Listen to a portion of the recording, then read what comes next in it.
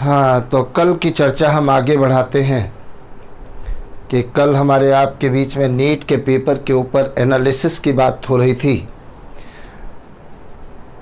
मैंने तुमको बताया था, जब मैंने 26 अप्रैल की बात है, 26 अप्रैल को मैंने पहला लेक्चर यूट्यूब पर डाला था। उस दिन ही मैंने कहा था, अगर मेरे लेक्चरों को जो स्टूडेंट सीरियस पढ़ लेंगे, 2020 नीट के एग्जामिनेशन में उनको बहुत बड़ा प्रॉफिट होगा। और 2020 ही नहीं, आगे जितने सालों में कंपटीशन होगा, अगर एनसीईआरटी बेस्ड सिलेबस रहेगा तो 100% आने वाले समय में भी इसी प्रकार से उन बच्चों को फ़ायदा होता रहेगा। नीट एग्जामिनेशन हुआ, मैंने कल पेपर का डिस्कशन किया। मैंने बताया है कि 16 चैप्टर मात्र 11, 12 मिला करके बायो के मैंने कराए हैं, यूट्यूब पर डाले हैं। उसमें से 39 क्वेश्चंस मेरे पढ़ाए हुए आए हैं। मैंने कल क्वेश्चन नंबर भी बताया था और लेक्चर आप देख सकते हो, उस चैप्टर से वो क्वेश्चन आया है, आप लेक्चर से क्लियर कर सकते हो। तो मैंने कहा था कि एग्जामिनेशन के बाद मैं एविडेंस दूंगा, तो कल मैंने एविडेंस दिया कि मेरे लेक्चर, जैसा कि मैं कहता था कि हल्के से मत लेना, नहीं तो पछताना पड़ जाएगा। और जिन बच्चों ने हल्के से लिया उनको पछताना पड़ गया होगा, क्योंकि मैंने कहा था कि एग्जामिनेशन के बाद हम आपसे फिर मिलेंगे और तब बताएंगे कि इस चैप्टर से देखिए ये क्वेश्चन मेरा आया है, और वही मैंने कल प्रूफ किया। खैर, कल एक बात और मैंने बहुत इम्पोर्टेंट की थी नीट के ऊपर। मैंने कहा था कि नीट का पेपर चाहे आपका बहुत अच्छा गया हो, चाहे आपका गंदा गया हो, अच्छा गया है तो खुशी बहुत ज़्यादा मत मनाइए। क्यों? उसका भी रीज़न बताते हैं। और अगर जो बहुत गया है तो गम भी बहुत मत मनाइए। क्यों? उसका भी रीज़न मैं बताता हूँ। मेरे हिसाब से, मैं अपनी अंदर से जो मुझे लगता है मैं वो बोल रहा हूँ।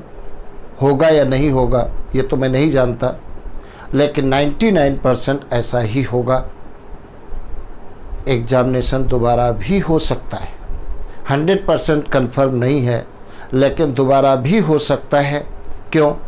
क्योंकि तुम्हें मालूम है गवर्नमेंट ने एग्ज़ाम तो करा दिया, लेकिन यातायात के साधन नहीं अवेलेबल थे, तो बहुत सारे बच्चे सेंटरों तक नहीं पहुंच पाए, उनका एग्ज़ाम छूट गया। बहुत सारे बच्चे ऐसे होंगे जो कोरोना से पीड़ित होंगे, उनका एग्ज़ाम छूट गया। तो ऐसे बच्चे निश्चित रूप से हाई कोर्ट या सुप्रीम कोर्ट तक जाएंगे, और निश्चित रूप से जो जजमेंट आएगा वो छात्रों के हित में आएगा। क्योंकि एक साल बहुत होता है लाइफ के लिए, तो इतना जल्दी खिलवाड़ नहीं करना चाहिए था। या तो सारे यातायात खोल देने चाहिए थे, जिससे सारे बच्चे आ जा सकते। तो ऐसा तो गवर्नमेंट ने किया नहीं, एग्जामिनेशन ज़रूर करा दिया। तो आप पढ़ाई अपनी कंटिन्यूअस रखिए।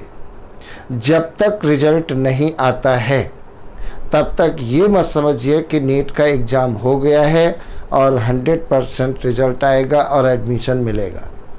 आप पढ़ाई कंटिन्यूअस जारी रखिए। वो इसलिए मैं बोल रहा हूँ क्योंकि पीएमटी का इतिहास आप उठा करके देख लीजिए।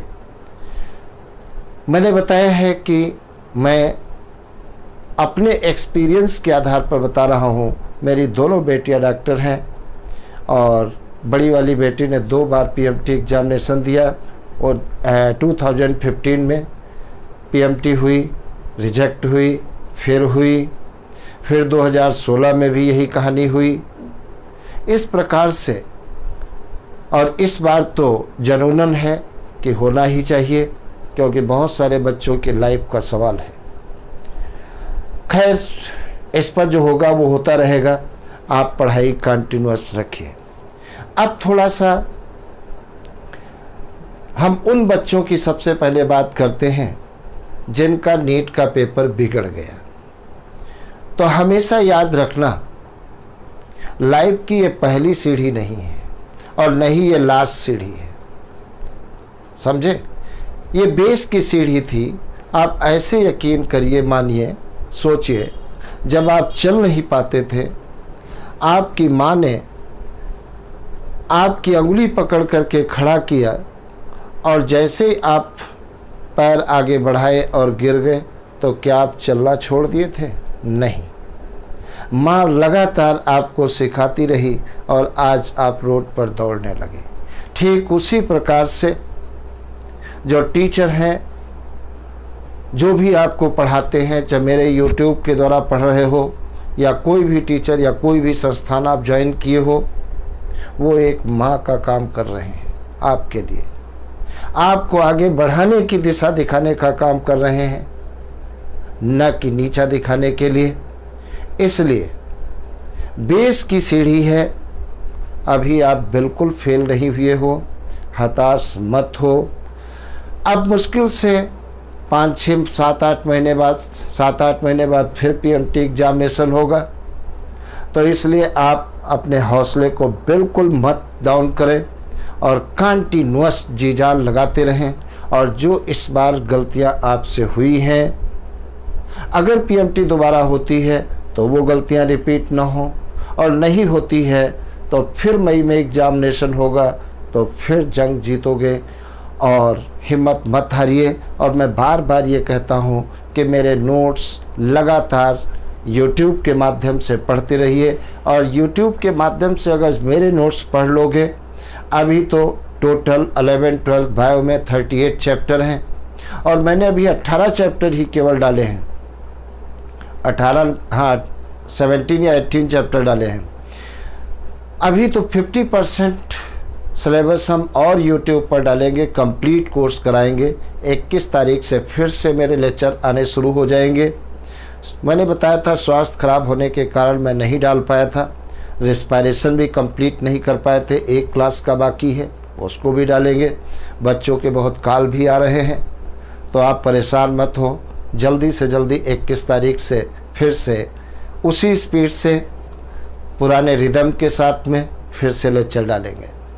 अब आज की या अगर ये एग्जामिनेशन दोबारा नहीं होता है तो क्या होगा? देखिए, एक बात तुमको बताएं, पेपर जब इजी होता है तो गलतियां होने के चांसेस ज़्यादा रहते हैं। बायो का क्वेश्चन बहुत इजी था, बायो के क्वेश्चन बहुत इजी थे, केमिस्ट्री भी इजी था। तो इजी में ज़्यादातर बच्चों का मानसिक संतुलन जो है वो बिगड़ जाता है, ओवर कॉन्फिडेंस में आ जाते हैं, और जहाँ पर ओवर कॉन्फिडेंस में आते हैं उनसे गलतियाँ हो जाती हैं। ठीक इसी प्रकार से पिछले साल 2019 का भी पेपर ऐसे ही आया था। तो सिलेक्शन के लिए अगर जो आप ऑल इंडिया कोटा की बात करते हैं, ऑल इंडिया कोटा से सिलेक्शन के लिए अगर जनरल में आप आते हैं, अगर जनरल में आप आते हैं तो ऑल इंडिया कोटा से सिलेक्शन के लिए कम से कम नंबर चाहिए 650। 650 नंबर अगर जो आ रहे हैं, 650 नंबर आ रहे हैं, तो इसका मतलब ऑल इंडिया कोटा से आपको एडमिशन मिल जाएगा अगर जनरल में आते हैं तो। अगर जो हम OBC की बात करते हैं, ये OBC की बात करें तो OBC और जनरल में बहुत ज़्यादा कट ऑफ का डिफरेंस नहीं रहता है। इसके लिए नंबर आपको चाहिए 625 तक चाहिए। अगर 625 नंबर तक आ जाते हैं तो निश्चित रूप से ऑल इंडिया कोटा में आपको एडमिशन मिल जाएगा। अगर जो आप SC की बात करते हैं तो SC के लिए कम से कम ऑल इंडिया कोटा के लिए कम से कम चाहिए 575 नंबर। 575 नंबर चाहिए, 575 चाहिए, तो ऑल इंडिया कोटा से SC में एडमिशन मिल जाएगा। और अगर जो आप ST में आते हैं तो ST में कम से कम आपको चाहिए 450 तक नंबर चाहिए। 450 तक नंबर चाहिए, तब ऑल इंडिया कोटा से आपको एडमिशन मिल जाएगा। अगर जो आपका इस दायरे में स्कोर आ रहा है तो ऑल इंडिया कोटा से 100% आपको एडमिशन मिल जाएगा, घबराने की ज़रूरत नहीं है। मैंने क्या बताया, अगर जनरल में पूरा पेपर कितना होता है तुम्हें मालूम है, 720 का पेपर था। 720 में से जनरल अगर बच्चा है 650 नंबर ऑब्टेन किया है तो ऑल ओवर इंडिया में कहीं भी एडमिशन वो ले सकता है।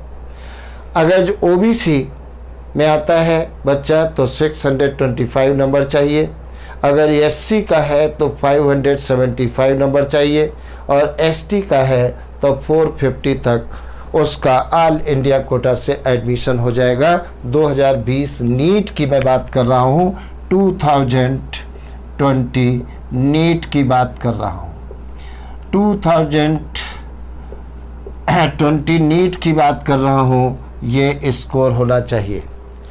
अगर ये स्कोर नहीं भी आ रहा है तो आपको घबराने की कोई ज़रूरत नहीं है। देखिए, मैं बार बार ये बात कर रहा हूँ, घबराता वो है जिसमें वर्किंग करने की कैपेसिटी नहीं होती है, जिसमें जूझने की क्षमता नहीं होती है, दिन रात मेहनत करने की क्षमता नहीं होती है। घबराते वो हैं, इसलिए घबराइए मत। स्टेट का कट ऑफ कम जाता है और ऑल इंडिया का कट ऑफ ज़्यादा जाता है। हम आज केवल बात करेंगे, केवल एक स्टेट की बात करेंगे, एमपी की बात करेंगे। अगर जो स्टेट की बात करते हैं, स्टेट में केवल हम एमपी की बात कर रहे हैं, स्टेट में केवल एमपी की हम बात कर रहे हैं। अगर कोई बच्चा जनरल का है, अब स्टेट की मैं बात कर रहा हूँ, अगर कोई बच्चा जनरल का है तो जनरल में स्टेट में आज की डेट में 13 मेडिकल कॉलेज हैं। कितने मेडिकल कॉलेज हैं? 13 मेडिकल कॉलेज हैं, और बहुत सारी सीटें बढ़ भी चुकी हैं। वैसे पूरे इंडिया में 25 से 30 हज़ार सीटें बढ़ी हैं, और एमपी में भी सीटें बढ़ी हैं, और 13 मेडिकल कॉलेज हैं। तो जनरल का अगर कोई बच्चा है और उसके नंबर आ रहे हैं 540 तक आ रहे हैं, 540 तक आ रहे हैं, 540 तो बहुत ज़्यादा मैंने बता दिया, 530 तक अगर जो आ रहे हैं, 530 तक नंबर आ रहे हैं, तो निश्चित रूप से वो किसी न किसी कॉलेज में एडमिशन पा जाएगा। और अगर जो ओबीसी का बच्चा है, तो उसके लिए 500 नंबर चाहिए। 500 नंबर अगर जो आ रहे हैं तो निश्चित रूप से एमपी में कोई न कोई कॉलेज उसको मिल जाएगा। और अगर बच्चा एससी का है तो उसके लिए 450 नंबर तक होने चाहिए, तब उसका एडमिशन हो जाएगा। और अगर कोई बच्चा एसटी का है तब उसके लिए बहुत ज़्यादा से ज़्यादा एसटी का बच्चा है तो 330 तक अगर नंबर आ रहे हैं तो निश्चित रूप से एमपी के किसी न किसी कॉलेज में एडमिशन आपको मिल जाएगा। मैं एमपी के इंदौर वगैरह की बात नहीं कर रहा हूँ, मैं एमपी के जो 13 मेडिकल कॉलेज हैं गवर्नमेंट के, उनकी बात कर रहा हूँ। अगर ये स्कोर बच्चा गेन कर रहा है, जनरल का है तो 530 तक अगर नंबर उसके आ रहे हैं तो एमपी में गवर्नमेंट कॉलेज निश्चित रूप से कहीं न कहीं मिल जाएगा। और अगर ओबीसी में 500 तक नंबर आते हैं तो निश्चित रूप से एडमिशन हो जाएगा। एससी में 450 तक में एडमिशन हो जाएगा गवर्नमेंट कॉलेज एमपी में। और एसटी में 330 नंबर तक अगर नंबर आ रहे हैं, इसमें से 10-5 नंबर का अप डाउन हो सकता है, 50-60 का नंबर का अप डाउन नहीं होगा, क्योंकि मैंने बहुत देखी है काउंसलिंग, और लास्ट काउंसलिंग तक की मैं ये बात कर रहा हूँ, फर्स्ट काउंसलिंग की बात नहीं कर रहा हूँ, क्योंकि तुम्हें मालूम है काउंसलिंग 3 होती है। जो ये स्कोर मैं बता रहा हूँ हो सकता है फर्स्ट काउंसलिंग में आपको कॉलेज ना मिले, ये भी हो सकता है। घबराने की बात नहीं है। जैसे हमारी जब दूसरी वाली बेटी ने जब एग्ज़ाम दिया था तो फर्स्ट काउंसलिंग में उसका नंबर नहीं आया था, सेकंड काउंसलिंग में उसका नंबर आ गया था, समझे। तो घबराने की कोई बात नहीं है। 3 काउंसलिंग होती हैं और लास्ट काउंसलिंग तक आपको धैर्य नहीं खोना है। काउंसलिंग के ऊपर प्रॉपर आपको नज़र बनाए रखनी है और निश्चित रूप से अगर ये स्कोर आप गेन कर रहे हैं तो 100% सिलेक्शन हो जाएगा। मैं पिछले साल 2019 की बात कर रहा हूँ। एसटी का ही एक लड़का था, उसके नंबर आए थे 302 आए थे, 302 आए थे और उसका मैं गवर्नमेंट मेडिकल कॉलेज में एडमिशन हो गया है। शिवपुरी में हुआ था। तो गवर्नमेंट कॉलेज ज़रूर मिल जाएगा। अब ये नहीं मालूम है कि गवर्नमेंट कॉलेज कहाँ का मिलेगा, ठीक है। अगर इससे ऊपर नंबर आते हैं तो आपको एमपी में बढ़िया कॉलेज मिल जाएगा। अगर इस स्कोर के दायरे में आप आ रहे हैं 10-5 नंबर ऊपर या कम, तो निश्चित रूप से सेलेक्ट हो जाओगे। घबराने की कोई ज़रूरत नहीं है। ऑल इंडिया कोटा के लिए ये स्कोर चाहिए। अगले दिन जब हम आपसे बात करेंगे तो सारे स्टेटों के ऊपर हम चर्चा करेंगे, एनालिसिस करेंगे क्या कट ऑफ जाता है अगर जो दोबारा पीएमटी नहीं होती है। लेकिन आप रेडी रहिए। और एक चीज़ और तुमको बता दें, एडमिशन के लिए सबसे मुख्य चीज़ ये है कि अगर देखिए ऑल इंडिया कोटा से एडमिशन लेते हो तो डोमिसाइल का कोई सवाल ही नहीं है। लेकिन अगर स्टेट से आपका एडमिशन हो रहा है तो एडमिशन में सबसे पहले चीज़ देखी जाती है डोमिसाइल। उस स्टेट के आप निवासी हैं या नहीं है तुरंत बन भी नहीं पाता है। तो अगर जो आप एमपी में आते हैं, यूपी में आते हैं, बिहार में आते हैं, किसी भी स्टेट के हैं, उस स्टेट का आपके पास डोमिसाइल है या नहीं है। अगर नहीं है तो तुरंत उसको बनवाइए। नहीं तो पता लगा नंबर आपके होते हुए भी आपके हाथ से सीट छिन जाएगी और फिर बहुत ज़्यादा आप दुखित होंगे। इसलिए डोमिसाइल अगर जो आपके पास नहीं है तो ज़रूर बनवाएं, क्योंकि डोमिसाइल बगैर एडमिशन इम्पॉसिबल। तो ये कुछ खास बातें थी जो मैंने बताया। अगर ऑल इंडिया कोटा में जनरल में अगर जाते हैं तो 650 तक नंबर आ रहे हैं तो ऑल इंडिया कोटा से आपको एडमिशन मिल जाएगा। अगर ओबीसी में आते हैं तो 625 तक नंबर आते हैं तो आपको एडमिशन मिलेगा। एससी में आते हैं तो 575 नंबर तक आते हैं, आपको निश्चित ऑल इंडिया कोटा से सिलेक्शन मिलेगा। और अगर एसटी में आते हैं तो 450 तक नंबर आते हैं तो निश्चित रूप से आपको ऑल इंडिया कोटा से एडमिशन मिलेगा। हम आज केवल स्टेट एमपी की बात कर रहा हूँ। स्टेट एमपी के मैं लोएस्ट लेवल पे आकर के बात कर रहा हूँ। इससे नंबर ज़्यादा है तो बहुत अच्छी बात है। अगर जनरल में आप आते हैं और 530 तक नंबर आते हैं तो निश्चित रूप से गवर्नमेंट कॉलेज आपको एमपी का कहीं न कहीं का मिल जाएगा। ठीक इसी प्रकार से ओबीसी में अगर जो आते हैं तो 500 नंबर की रिक्वायरमेंट, एससी में आते हैं तो 450 नंबर की रिक्वायरमेंट और एसटी में आते हैं तो 330 नंबर तक अगर जो आप आ रहे हैं तो गवर्नमेंट मेडिकल कॉलेज एमपी में कहीं न कहीं आपको एडमिशन ज़रूर मिल जाएगा। क्योंकि जिस प्रकार से इस साल का पेपर आया है, पिछले साल का भी पेपर उसी प्रकार से था 2019 का, तो कट ऑफ इसी रेंज में रहेगा। 10-5 नंबर का वेरिएशन हो सकता है। ये आप समझिए कि जो मैंने ये वैल्यू बताई है नंबर की, 50-60 नंबर का वेरिएशन मिलेगा तो वो असंभव है। 10-5 नंबर हो सकते हैं अप डाउन, लेकिन उससे ज़्यादा नहीं होंगे। और मैं बार बार कह रहा हूँ कि आप इसको फाइनल मत माने। एग्जामिनेशन को आप लगातार कंटिन्यूअस डट जाइए। हो सकता है आपके नंबर 720 में 720 भी आ गए हों, फिर भी आप अपनी पढ़ाई को मत छोड़ें।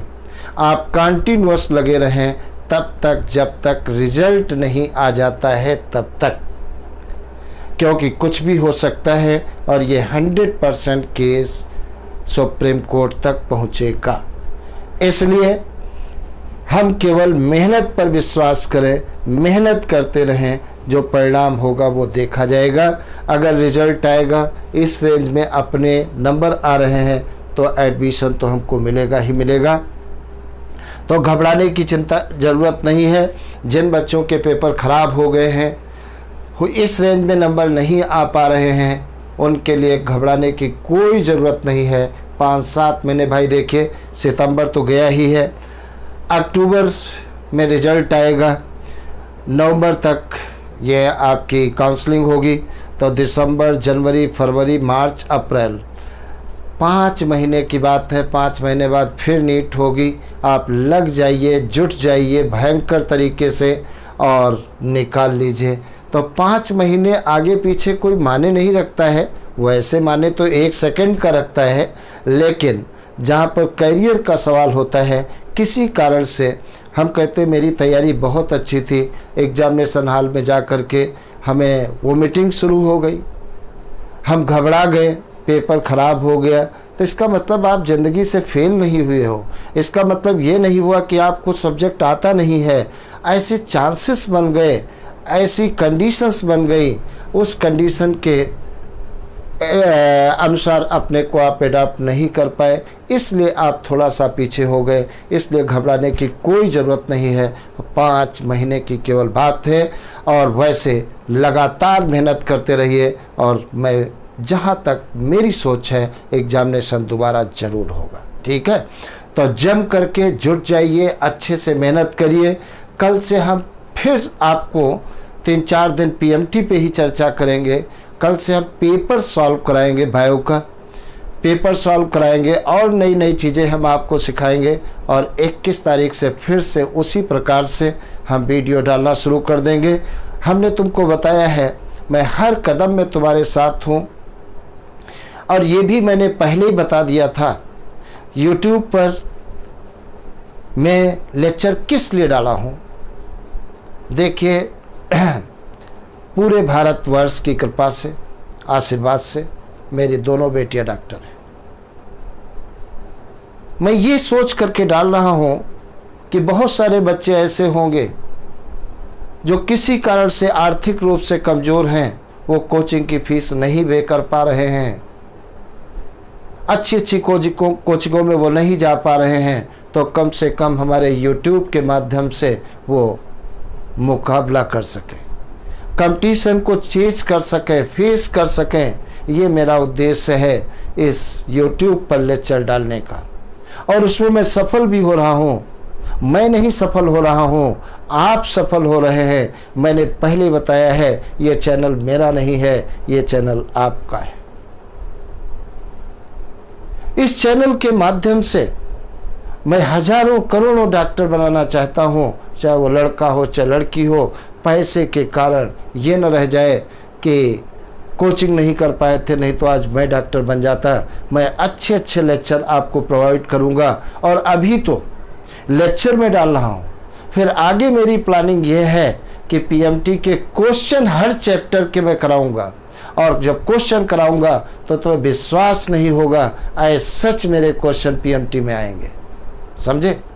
तो लगे रहिए। अगर चैनल मेरा आपको अच्छा लगता है तो आप लाइक करें, सब्सक्राइब करें, उससे जो भी हम नई नई चीज़ें डालेंगे आपके पास तक नोटिफिकेशन पहुंचता रहे। तो चैनल को सब्सक्राइब करिए, लाइक करिए, जैसे हम नोटिफिकेशन अगर कोई डालते हैं तो हम आप वो नोटिफिकेशन, वो जानकारी आप तक पहुंचती रहे।